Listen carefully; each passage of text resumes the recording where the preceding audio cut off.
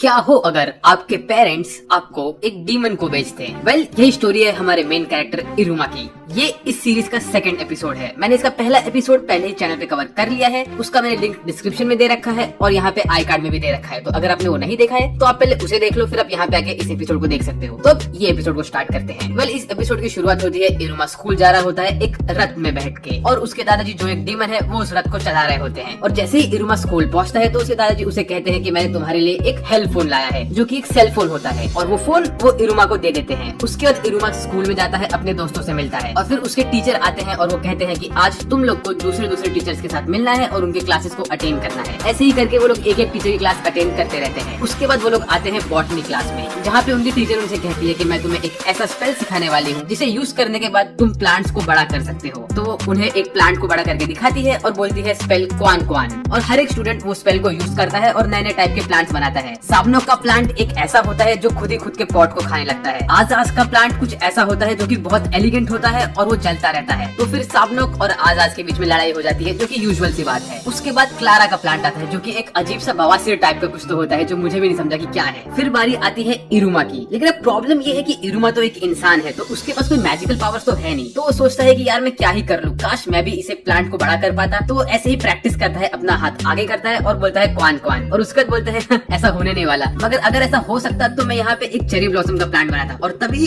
अचानक से बड़ा सा चेरी ब्लॉसम का पेड़ उग जाता है। अब ये कैसे होता है ये तो हमें किसी को नहीं पता। फिर उसी वक्त उसको उसके दादाजी का फोन आता है और वो कहते हैं इरुमा, जो तुम्हारे हाथ में अंगूठी है मैंने उसमें मेरी मैजिक डाल के रखी है, तो तुम उस अंगूठी को यूज करके मेरा मैजिक यूज कर सकते हो, जिसका मतलब कि तुम भी मैजिक यूज कर सकते हो। पर प्रॉब्लम ये है कि मैंने इस वक्त वो अंगूठी को मॉडिफाई नहीं किया है कि तुम किस टाइप का मैजिक यूज कर सको, मतलब तुम कम लेवल का, मीडियम लेवल का या हाई लेवल का मैजिक यूज कर सको। मुझे उस अंगूठी को वैसा मॉडिफाई करना है। तो इस वक्त तुम वो अंगूठी के मैजिक को यूज मत करना, वरना डायरेक्टली बहुत हाई लेवल का मैजिक यूज हो जाएगा। और ये बात इरुमा को पता नहीं होती है और उसने वो अंगूठी का मैजिक गलती से यूज कर लिया होता है। तभी ही वहाँ पे बहुत बड़ा सा चेरी ब्लॉसम का पेड़ उग जाता है, जैसा मैंने पहले भी कहा था। उसके बाद एंट्री होती है स्टूडेंट काउंसिल की, जिनकी प्रेसिडेंट होती है आमेरी, जो कि बहुत पावरफुल होती है, और उसका गोल ये होता है कि उसे स्कूल में शांति रखनी है। वेल, वो सोचती रहती है कि इरुमा शायद से एक इंसान है, क्योंकि जब इरुमा ने वो चेरी ब्लॉसम का पेड़ उगाया होता है तो वो कहती है ये तो एक स्ट्रेंज पेड़ है जो कि सिर्फ इंसानों की दुनिया में होता है। आमेरी अपने कैबिन में जाती है और वहाँ पे वो उसका एक सीक्रेट डोर खोलती है उसके बुक शेल्फ के पीछे, और वहाँ पे बोलती है ये मेरे फैमिली का सीक्रेट रेलिक है, जो कि असल में होता है ह्यूमन के वर्ल्ड का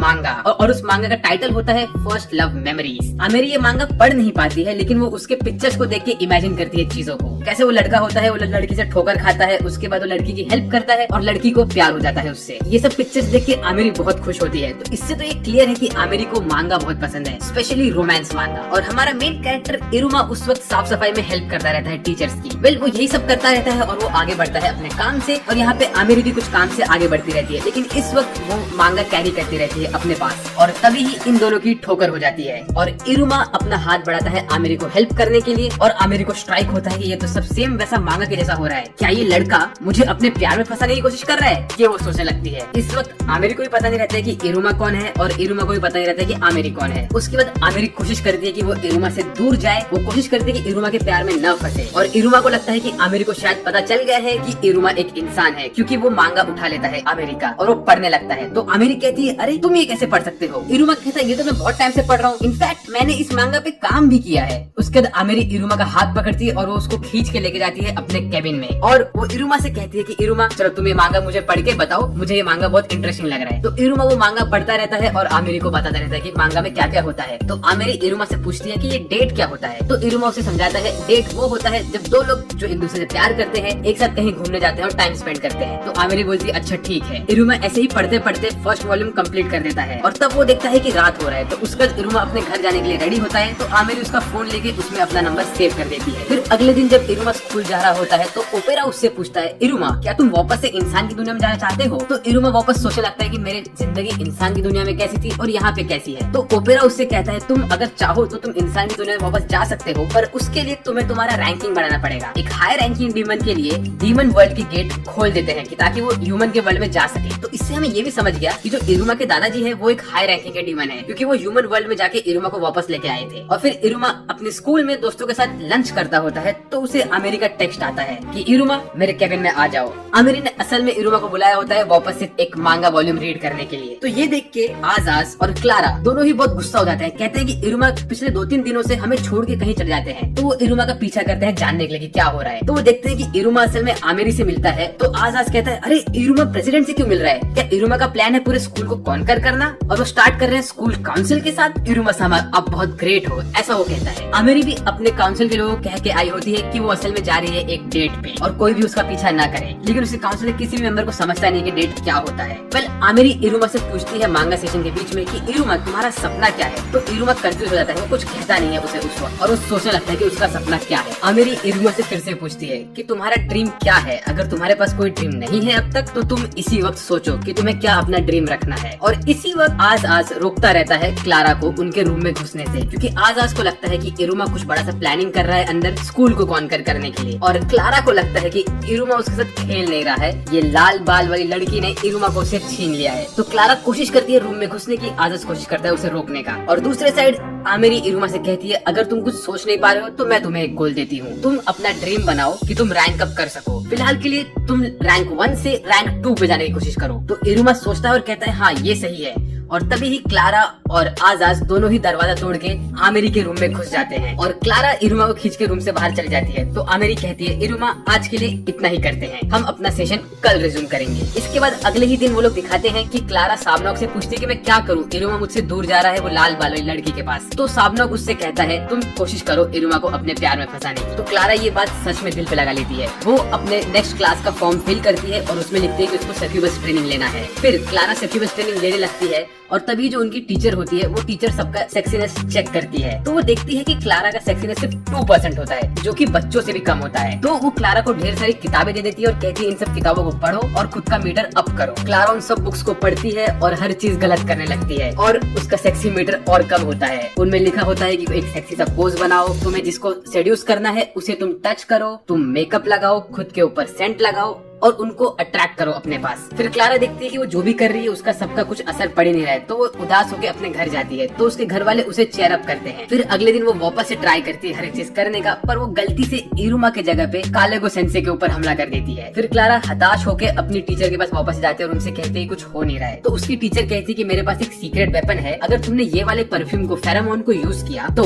तुम्हें जिसे सेड्यूस करना है वो 100% तुम्हारे जाल में फंस जाएगा। तो क्लारा कहते हैं नहीं मैं ये नहीं यूज करना चाहती। ऐसा कह के वो जाके गार्डन में उदास होकर बैठ जाती है। तो इरुमा जाता है उसके पास और कहता है अरे एक लड़के को यहाँ पे अकेले नहीं बैठना चाहिए। तो क्लारा सुनती है कि इरुमा उसे एक लड़की समझता है। ये सुन के वो बहुत खुश हो जाती है और वो इरुमा से कहती है इरुमा एक दिन मैं तुम्हें मेरे प्यार में जरूर फंसा दूंगी। ऐसा कह के वो खुशी खुशी वहाँ चली जाती है। और फिर उनकी टीचर देखती है तो क्लारा का परसेंटेज 2% से 10% में पहुंच गया होता है। वो कहती है अरे ये क्या मैजिक हो गया। और फिर रात को सोने से पहले इरुमा सोचता है क्या मैं रैंक अप कर भी पाऊंगा, मैं तो एक इंसान हूँ। उसे आमिरी की बातें याद आती है कि आमिरी ने उसे कहा होता है कि तुम रैंक अप करो और तुम मेरे साथ आके खड़े हो जाओ। तो फिर अगले ही दिन इरुमा अपने दोस्तों को जो कि है आजाज और क्लारा को उनको कहता है कि उसे रैंक अप करना है। ये सुन के आजाज बहुत खुश हो जाता है। वो कहता है इरुमा सामा मुझे पता ही था कि आपको भी रैंक अप करना है। तो वो इरुमा को लेके जाता है अपने स्कूल के जिम फैसिलिटी में जो कि होता है उनकी क्लास के नीचे। वो कहता है इरुमा सामा इस स्कूल में रैंक अप करने का तरीका एक ही है जो कि है रैंक अप एग्जाम्स को पास करने का। तो अभी नेक्स्ट रैंक अप एग्जाम होने वाला है एक हफ्ते में। वो बोलता है वो रैंक अप एग्जाम होने वाला है एक्सिक्यूशन कैनन बॉल गेम के ऊपर। वो कहता है ये गेम को इन्वेंट किया गया था ताकि डीमंस लोग अपने टेरिटरी के लिए लड़े, तो वो इस गेम के थ्रू ही डिसाइड करते थे कि कौन एक्चुअली विनर है वो टेरिटरी का। उसने कहा उस वक्त वो लोग खतरनाक बॉल यूज करते थे, लेकिन अभी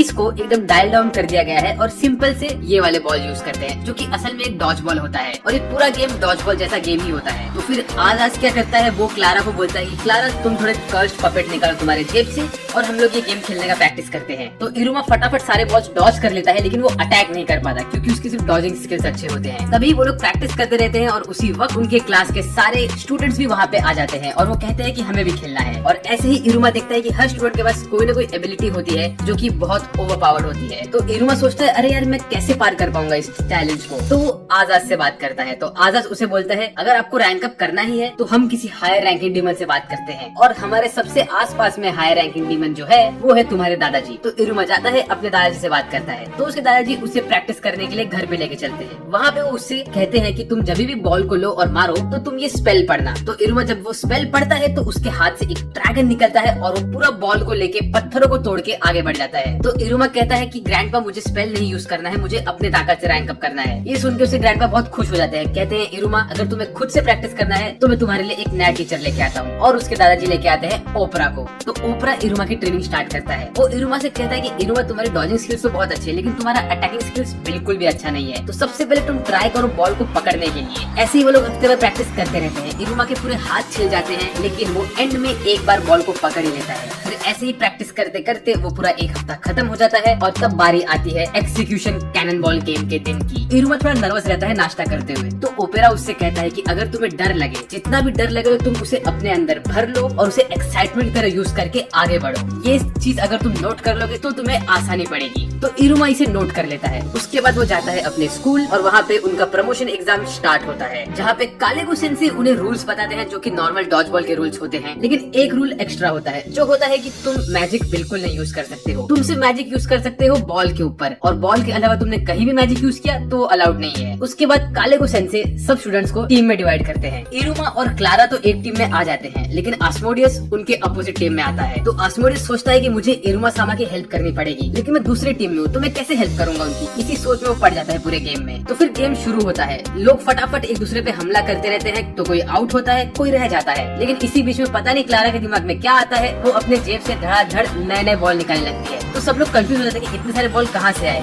इसी में ये बादल पे उड़ने वाला लड़का अपना मैजिक यूज करता है सारे लोगों के ऊपर और इसे कालेगो सेंसेई डिस्क्वालीफाई कर देते हैं। और अब बॉल आता है इरुमा के हाथ में, लेकिन वो कंफ्यूज हो जाता है क्योंकि उसने अब तक अटैक करना नहीं सीखा होता है, उसने सिर्फ कैच पकड़ना सीखा होता है। तो फिर साबनॉक आता है और वो इरुमा से बॉल लेता है और कहता है इरुमा तुम मुझे अटैक करने दो। साबनॉक कोशिश करता है आस्मोडियस के ऊपर अटैक करने के लिए क्योंकि आस्मोडियस सोच में डूबा होता है, लेकिन आस्मोडियस सोच में डूबे डूबे ही बॉल पकड़ लेता है और वो साबनॉक को आउट कर देता है। और एंड में सिर्फ बचते हैं इरुमा और आजाज। तो आजाज बोलता है चलो मैं इरुमा को एक फ्री विन दे देता हूँ, काम खत्म। लेकिन तभी इरुमा के चेहरे पे वो डिटर्मिनेशन दिखता है और वो कहता है मैं कितना बड़ा गधा हूँ, मैं इरुमा को एक फ्री विन देने की सोच रहा था। अगर मैं ऐसा करता तो उनकी सारी मेहनत पानी बिखर जाता। अब मैं अपनी सारी ताकत लगाऊंगा और ट्रूली अच्छे से गेम खेलूंगा। और वो अपनी पूरी ताकत लगा के एक फायर बॉल फेंकता है इरुमा की तरफ, जो देख के इरुमा डरता नहीं है क्योंकि उसे ओपरा की बात याद आती है। तो वो अपने डर को एक्साइटमेंट में कन्वर्ट करता है और भाग भाग के जाता है आगे बॉल पकड़ने के लिए और वो आस्मोडियस का बॉल पकड़ लेता है। लेकिन बॉल में इतनी एनर्जी होती है कि इरुमा कंट्रोल नहीं कर पाता है खुद को। तो वो क्या करता है, वो सोचता है कि मैं इस बॉल की एनर्जी को ही यूज करके इसे डिफ्लेक्ट करके आस्मोडियस के ऊपर फेंक देता हूँ। और वो वैसा ही करता है और वो बॉल उड़ के जाता है, आस्मोडियस के कंधे पे लगता है और निकल लेता है और इसी में आस्मोडियस आउट हो जाता है, मतलब इरुमा जीत जाता है। तो फिर इरुमा के टीचर कालेगो सेंसेई वहाँ पे आते हैं और कहते हैं इरुमा अगर आस्मोडियस ने तुम्हें ऐसे ही जीतने दिया होता तो मैं तुम्हारा रैंक अप नहीं करता, लेकिन मैंने देखा कि आस्मोडियस ने अपना 100% यूज किया और तुमने भी तुम्हारा 100% यूज किया है, तो इसीलिए ये लो तुम्हारा रैंक अप हो गया है। तो इरुमा रैंक 1 से रैंक 2 पे पहुंच जाता है। उसे यकीन ही नहीं होता है कि उसका रैंक अप हो गया। और उसी वक्त वहाँ पे आमेरी और बाकी सब भी आ जाते हैं, स्टूडेंट काउंसिल के लोग। और आमेरी इरुमा के पास आके कहती है शाबाश इरुमा, इस फीलिंग को तुम हमेशा याद रखना। और फिर इरुमा अपने घर जाता है और अपने ग्रैंडपा को बताता है कि ग्रैंडपा मेरा लेवल अप हो गया, अब मैं रैंक